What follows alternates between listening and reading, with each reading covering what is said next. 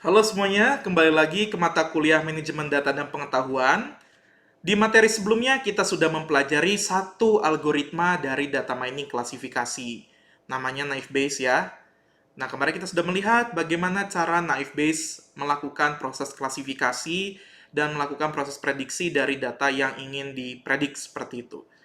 Nah, kali ini kita akan mempelajari algoritma lain dan masih di data mining klasifikasi. Nama algoritmanya adalah K-nearest neighbor atau orang sering menyingkatnya menjadi KNN, seperti itu.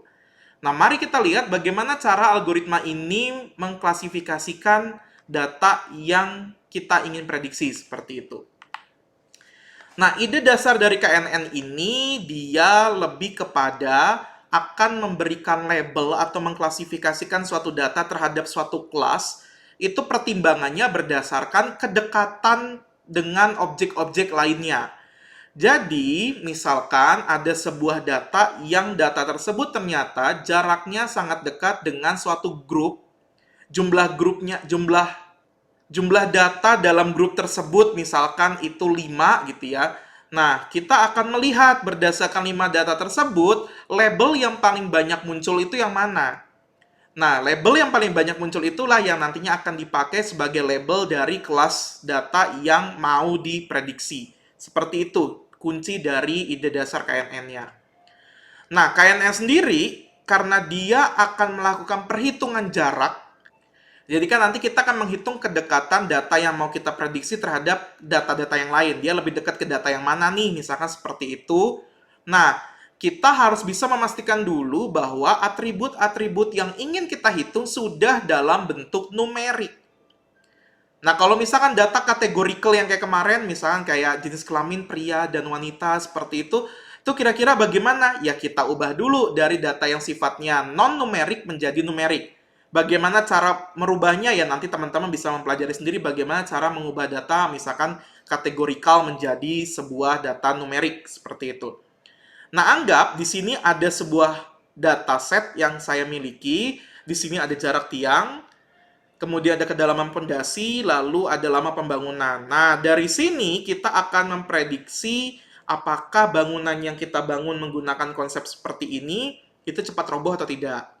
Nah, kita sudah punya data trainingnya dulu atau data latihnya di sini. Nah, data yang diprediksi itu mau seperti apa yang nanti kita akan tebak di area sini. Nah, itu kuncinya. Nah, mari kita lihat bagaimana cara KNN ini mengerjakannya. Yang pertama, tentunya kita harus menentukan dulu sebuah parameter. Ini kalau di KNN tuh kita harus tentuin dulu nilai K-nya. Tadi kan kita lihat ada K nearest neighbor. Nah, K-nya itu berapa? Nah, jumlah K itu menyatakan adalah jumlah tetangga atau jumlah objek data yang berdekatan dan akan menjadi pembanding untuk data yang mau kita prediksi.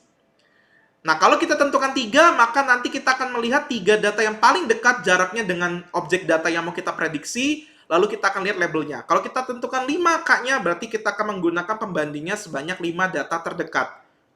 Nah, dalam kasus seperti ini, saya menyarankan teman-teman untuk bisa memilih jumlah K yang sifatnya ganjil.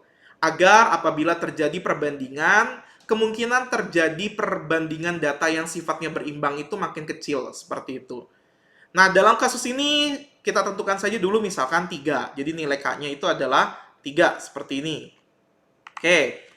Berikutnya adalah, tadi kan kita sudah bilang bahwa untuk bisa menentukan label dari suatu kelas data yang mau kita prediksi, itu kita melihatnya berdasarkan kedekatan dari data yang kita mau prediksi terhadap data yang sudah kita miliki di training data. Nah, cara menghitung jarak kita bisa pakai berbagai macam cara, tapi salah satunya adalah kita pakai Euclidean distance yang saya yakin teman-teman juga sudah pernah tahu rumus ini ya. Ini rumus untuk menghitung jarak dua titik di dalam kuadran kartesian seperti itu. Nah, itu nanti tinggal teman-teman lakukan caranya menghitungnya seperti biasa. Nah, kalau sudah dihitung nanti kita akan lihat perbandingannya. Nah, sekarang kita coba lihat dulu bagaimana cara rumus Euclidean distance itu dilakukan. Nah, sebagai contoh saya mau memprediksi di sini 7, 3, dan 4. Lalu di sini ada data trainingnya ada 4, 2, dan 4. Seperti itu. Ya, kalau yang kelas datanya kita nggak ikut sertakan ya, karena itu yang mau kita prediksi seperti itu. Cara menghitungnya adalah berarti akar kuadrat dari 7 kurangin 4 dikuadratkan, 3 dikurangi 2 dikuadratkan, 4 dikurangi 4 dikuadratkan. Jadi kita mengurangi jarak dari yang kita mau predik terhadap data trainingnya. Nah, anggaplah data trainingnya cuma satu dulu ya, biar kita mudah menghitungnya. Nah, di sini akan menghasilkan angka sebesar 3,162. Itu baru jarak antara data yang mau diprediksi terhadap satu data training. Nah, berikutnya kita akan hitung terhadap seluruh data training yang kita miliki. Nah, hasilnya kita bisa lihat di sini. Nah, lalu kalau kita sudah bisa lihat seperti ini, maka kita akan tambahkan si Euclidean distance-nya ke dalam tabel supaya kita lebih mudah untuk komparasinya. Nah, ini data yang tadi ya, data training yang tadi, seperti itu. Kemudian di langkah ketiga, kita urutkan dulu hasil perhitungan jarak Euclidean yang tadi menggunakan metode ascending. Jadi, kita urutkannya dari kecil ke besar. Karena ingat, kita ingin mencari jarak terdekat, berarti cari jarak yang paling kecil, seperti itu. Nah, sesudah diurutkan, hasilnya seperti ini. Nah, jadi kita bisa lihat ini dari kecil, dari 1 sampai ke angka 4 sekian, seperti itu. Nah, setelah kita mengurutkan datanya, maka kita akan memilah si data yang terdekat sejumlah K. Nah, tadi K-nya kita tentukan adalah sejumlah 3. Nah, maka kita tentukan 3 data yang paling kecil jaraknya. Nah, maka otomatis 3 data pertama inilah yang akan menjadi pembanding. Nah, kemudian kalau sudah seperti itu, kita akan melihat klasifikasi datanya dari yang 3 tadi. Mana yang paling mayoritas? Nah, misalkan di sini ada 2 yang ya dan 1 yang tidak. Berarti kalau kita lihat probabilitasnya, yang paling besar muncul adalah ya sebanyak 2 kali, ini ya sebanyak 2 kali, dan tidak ini sebanyak 1 kali. Nah, kalau seperti itu berarti jumlah ya lebih banyak dibandingkan jumlah yang tidak.